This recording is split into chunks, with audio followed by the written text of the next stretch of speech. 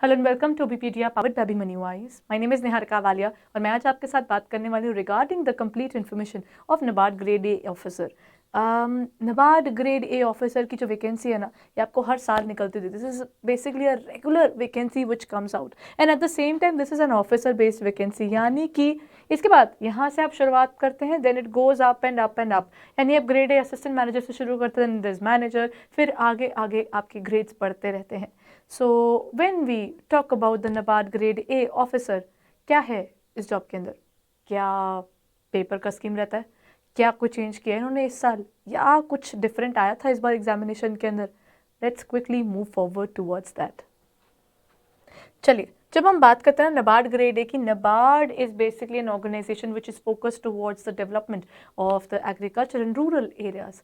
So in this examination you will definitely find a major area being covered with ESI यानी economic और social issues, और agriculture और rural development, जो कि justified भी है, जो इनके एग्जामिनेशन के पॉइंट ऑफ व्यू से और उनकी जॉब प्रोफाइल के हिसाब से डेफिनेटली एक बहुत इंपॉर्टेंट रोल प्ले करता है। ठीक है, क्योंकि इस पर्टिकुलर ऑर्गेनाइजेशन का बेसिक पर्पज ही कुछ ऐसा है। It's a growing organization giving you ample chances of growing further and at the same time good amount of choices and working आपके पास एक डायनामिक रहता है, और जिसके कारण आपकी जॉब वैकेंसी के अंदर, आपकी जॉब के अंदर एटलीस्ट एक मोनोटनी नहीं आएगी। So when we talk about the NABARD grade A, इसकी कौन सी पोजीशंस निकलती हैं? नॉर्मली इंडियन सिटीजन्स के लिए ये स्पेसिफिकली जॉब वैकेंसी निकाली जाती है for the position of assistant manager in grade ए। अब यहाँ पर कौन सा होता है? रूरल डेवलपमेंट बैंकिंग सर्विस के अंदर, RDBS के अंदर, और दूसरा जो वो निकालते हैं वो है राजभाषा सर्विस के अंदर in the national bank for agriculture and rural development, जिसके नाम के अंदर एग्रीकल्चर एंड रूरल डेवलपमेंट आ ही जाता है। तो उसमें आपको एग्जामिनेशन के अंदर भी एग्रीकल्चर और rural development plus economic and social issues जैसी बेसिक चीज़ें कवर होती हुई डेफिनेटली दिखेंगी। सो इस साल उन्होंने कुछ चेंजेस भी किए थे, दैट इज अब ये पेपर पहला तो ऑब्जेक्टिव है, लेकिन जब इसका मेंस की बारी आती है ना, तो ये सब्जेक्टिव में भी कन्वर्ट हो गया है। चलिए आगे बात करते हैं इसकी अगली चीज़ के रिगार्डिंग। जब हम बात करते हैं इसके ना, एक जनरल पोस्ट की पोजीशन निकलती है। जनरल के अंदर उन्होंने एक स्पेसिफिकली डिफाइन किया हुआ है कि assistant manager in grade A RDBS के अंदर एग्जैक्टली कौन कौन से हैं। चलो, before I move forward to this educational qualification, हम थोड़ी सी आगे पढ़ लेते हैं regarding the next point, that is कौन कौन सी पोजीशन के लिए निकलती है। ये ना जनरल के लिए निकलती है, एग्रीकल्चर के लिए निकलती है, एग्रीकल्चर इंजीनियरिंग के लिए निकलती है, एनिमल हस्बेंड्री के लिए निकलती है, fisheries, forestry, and when we move forward to that next is land development, soil sciences, then water resources, finance, computer information technology. अलग अलग स्ट्रीम्स के लिए उन्होंने क्लियरली डिफाइन किया हुआ कि जिस स्ट्रीम की आप बात कर रहे हैं वो आपने उस पर्टिकुलर सब्जेक्ट को आपकी बैचलर्स में स्पेसिफिकली ज़्यादा कोर देते हुए पढ़ा होगा, तो आप उसके लिए अप्लाई कर सकते हो। यानी जिसने एग्रीकल्चर के अंदर अपनी डिग्री की हुई है वो एग्रीकल्चर की तरफ जा पाएगा, एनिमल हस्बेंड्री का भी वैसे ही है। So basically you need to have that kind of specification और स्पेशलाइजेशन इन योर बैचलर्स। फिर जो मेन है, जिसके लिए सबके लिए अप्लाई किया सकता है, वो है जनरल। इसमें एक और इम्पॉर्टेंट पॉइंट है, आप इन सब में से किसी एक पोजीशन के लिए अप्लाई कर सकते हैं, you can not apply for multiple. ठीक है, ये आया। नेक्स्ट आप बात कर रहे हैं जनरल डिग्री इन बैचलर्स, इनकी बात करते हैं, उन्होंने बोला था कि आपने 60% मार्क्स स्कोर किए होने चाहिए, ठीक है, in your graduation, and at the same time in terms of SC ST and PWBD वहां पर उनके पास रिलैक्सेशन है, 55% वुड डू। और जब हम बात करते हैं पोस्ट ग्रेजुएशन की, या तो आपने ये किया 60% या स्कोर कर लियो, या अगर आपने ऐसा नहीं कर पाए हैं, क्या इसका स्कोर कम है ग्रेजुएशन में, तो पोस्ट ग्रेजुएशन में और MBA वगैरह के टाइम पर, MBA हो गया, PGDM किया आपने, उस केस में 55% आपका स्कोर होना चाहिए। और relaxation SCs STs and PWBD के लिए यहाँ पर 50% की आ जाती है। या फिर आप या तो CA हैं या CS हैं या ICWA हैं, या फिर आपने PhD की है किसी स्पेसिफिक ऑर्गेनाइजेशन से, those people can definitely go and apply for the position of general bachelors degree. ठीक है, that's the first and foremost point that we are going to cover. अब चलते हैं आगे। इसकी एज क्वालिफिकेशन क्या रहती है? जिस समय भी आपकी नोटिफिकेशन आती है उस समय के हिसाब से वो डिफाइन कर देता है कि उस मंथ की बिगनिंग के हिसाब से आप 30 ईयर्स के नहीं होने चाहिए, 30 ईयर्स से छोटे होने चाहिए, और आप 21 ईयर्स की एज के बाद इसके लिए अप्लाई कर सकते हो। यानी most probably by the end of your bachelors आप इसके लिए अप्लाई कर सकते हो। आपकी ग्रेजुएशन कंप्लीट हो जानी चाहिए जब तक आपका एग्जामिनेशन होता है, और साथ साथ आपके पास क्या होगा, you should be at least 21 at that point of time and less than 30 when you apply for NABARD grade ए। ठीक है, ये हो गया।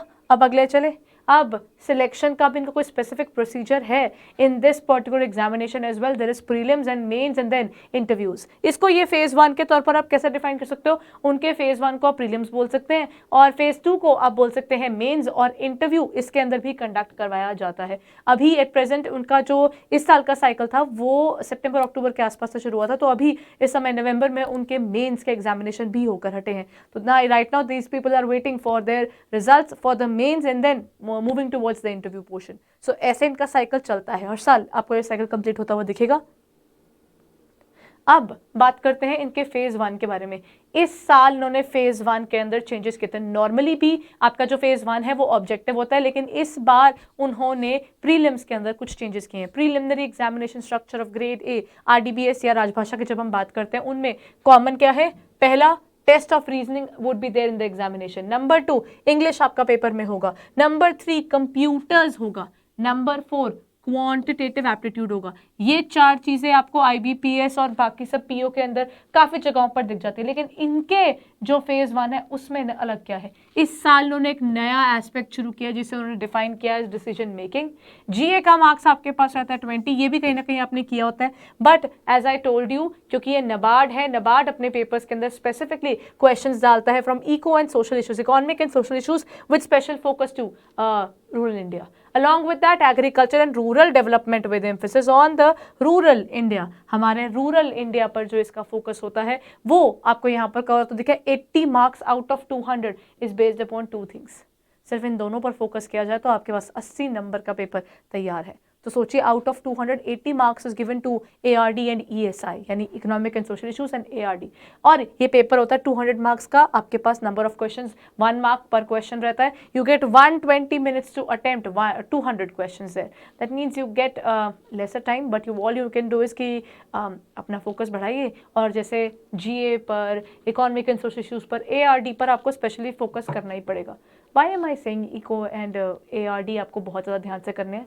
उसके पीछे का एक सिंपल सा रीज़न है. The reason is with economic and social issues and ARD, ये आपके फेज़ 1 में तो है, जो फेज़ 1 क्लियर कर लेते हैं, फेज़ 2 में उन्होंने फिर यही सब दोनों चीज़ें पढ़नी है.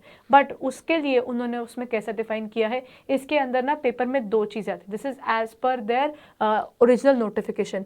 पेपर जैसे वो था, और जो आपका मेंस एग्जामिनेशन होगा उसमें 2 चीज़ें आएंगी. आपके पास एक पेपर आता है ESI का, एक आपका आता है ARD, और ESI का कंबाइंड पेपर है. उसके अलावा उनके आपको ओके एक होता है ESI का पेपर, एक होता है इनका ARD का पेपर, और तीसरा इनके पास आपको मिल जाता है regarding English.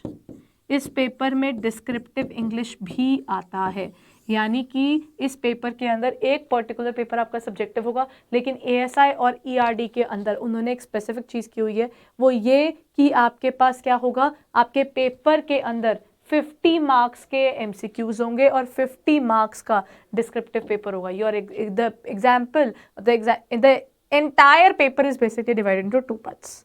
One is descriptive and one is objective. The objective portion of the examination is in both ESI में भी है और ARD में भी है, जबकि जो इंग्लिश का पेपर है वो पूरा का पूरा आपका ARD जो वो है वो डिस्क्रिप्टिव में मिलता है. इनफैक्ट इसके इंग्लिश के पेपर के अंदर भी ना ARD और ESI इतना ओवरपावरिंग है कि इसके कोई ना कोई क्वेश्चंस के अंदर आपको ARD या ESI के टॉपिक का एक आपको आइडिया ज़रूर मिलेगा. एज इफ कि वो क्वेश्चंस जो बनाते हैं ना, कि इंग्लिश डिस्क्रिप्टिव के भी क्वेश्चंस कुछ ऐसे होंगे, या तो बैंकिंग बेस्ड हो जाएंगे, या फिर वो आपको डाल देंगे questions related to ESI, the economic और सोशल इशूज, और they can put questions related to some ARD issues. They do not provide you some pure English basic things. तो वो पेपर में कभी भी नहीं करते. नॉर्मली इनके पेपर में हमेशा इंग्लिश के अंदर भी ARD और ESI मिल जाता है. इन शॉर्ट, अगर आप पूरी अपनी बात ध्यान सुनिए जितनी मैंने तक बताई है, आपको सुनेगा कि अगर आपके लिए if you are focusing upon the grade A examination of NABARD, all you need to have a focus upon is ARD and ESI to begin with. क्योंकि बाकी सब चीज़ें आपके पास बाकी एग्जाम्स में भी होती है, लेकिन इस पेपर के लिए स्पेशली आपको बैठकर ये दोनों टॉपिक्स तो करने ही पड़ेंगे, क्योंकि डिस्क्रिप्टिव के लिए आपको प्रिपरेशन अलग से बैठकर लिखने की करनी ही पड़ेगी. You have to look forward to the descriptive writing of this examination.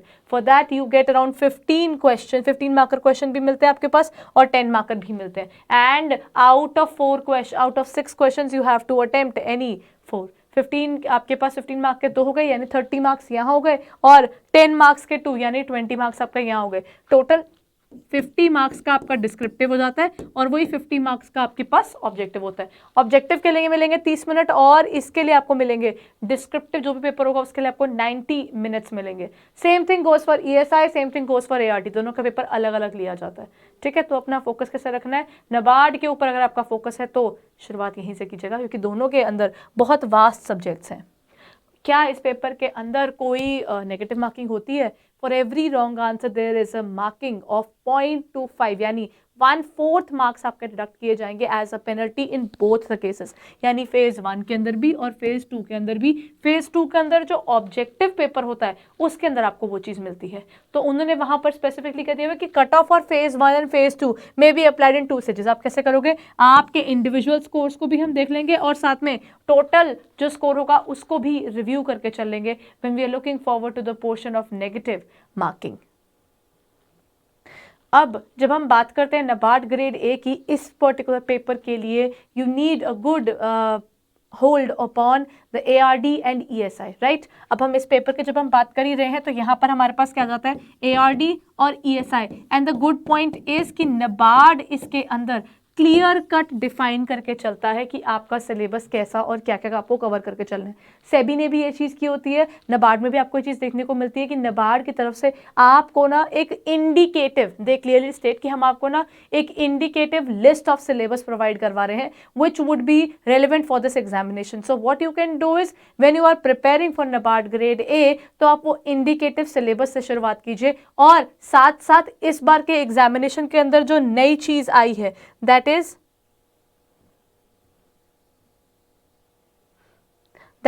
Decision making, इसकी तरफ ज्यादा फोकस रखिएगा, ये नया है। बाकी सब अगर आपने कभी प्रिपरेशन शुरू की हुई थी या आप प्रिपेयर करना शुरू कर रहे हैं तो बाकी सब आपको यहां भी करना है, और बैंकिंग के बाकी एग्जाम्स में भी इसकी प्रिपरेशन वैसे ही करनी है। In this particular examination second में जब आप पहुंचेंगे मेंस की तरफ, जब कोई पहुंचता तो मेंस के अंदर आपको वर्क करना होता है अपने डिस्क्रिप्टिव के ऊपर। उससे पहले फेज 1 में आपको ऑब्जेक्टिव चलना होगा, तो ध्यान रखना है पहला टारगेट जो होता है वो आपका ऑब्जेक्टिव होता है। ऑब्जेक्टिव फेज 1 क्लियर करने के बाद आपका सब्जेक्टिव पे जाएगा। But the alarming point about the NABARD grade A is कि नाबार्ड ग्रेड ए एग्जामिनेशन के अंदर आपकी नोटिफिकेशन आने के विद इन 1.5 मंथ्स वो पेपर कंडक्ट करवा लेते हैं, यानी आपके पास 2 महीने से ऊपर नहीं होगा for this examination. Along with that इसके प्री और इसके मेंस के अंदर आपको 1-1.5 महीना ही मिलेगा। सो अगर आप नाबार्ड की तरफ फोकस करने का सोच रहे हैं then do not wait for the moment कि जब पेपर हमारा निकलता है उसी के आसपास हम अपने लिए पढ़ना शुरू करेंगे।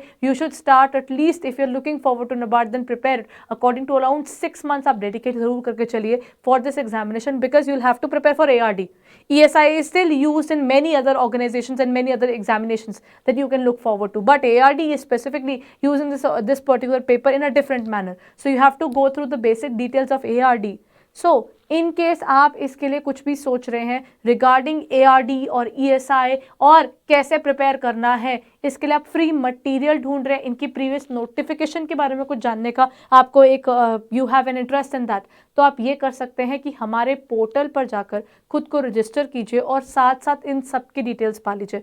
इस पर्टिकुलर एरिया के अंदर ना कि सिर्फ आपको इस पर्टिकुलर जो एग्जामिनेशन की पूरी वैकेंसीज की डिटेल्स दिखेंगी, उसके अलावा आपको फ्री मटेरियल मेंटरशिप्स मिल जाएंगे कि किस तरीके से आप इस पेपर के लिए प्रिपेयर कर सकते हो, इस पेपर के अंदर कौन कौन से एरियाज पर आपको फोकस करने की ज़रूरत है, प्लस आपको फ्री MCQs और फ्री क्लासेस भी मिल जाएंगी जिनके थ्रू आप रिव्यू कर सकते हो कि किस तरह का पेपर लास्ट टाइम आया था, और आपको प्रीवियस ईयर पेपर भी मिल जाएगा यहाँ पर। तो मतलब if you look forward towards the portal, all you need to do is register yourself, and after registering you will get all the details regarding NABARD grade A vacancy, इसका पिछली बार का, इस बार का वैल्यू, कट ऑफ्स क्या जाई हैं, cut offs क्या क्या गई हैं, उसके रिगार्डिंग जब हम इस एग्जामिनेशन को लुक फॉरवर्ड करते हैं कौन कौन सी चीज़ें हैं एज एन एस्पिरेंट जो मुझे देखनी चाहिए for this examination. So if you haven't done it yet then you should look forward to NABARD grade A.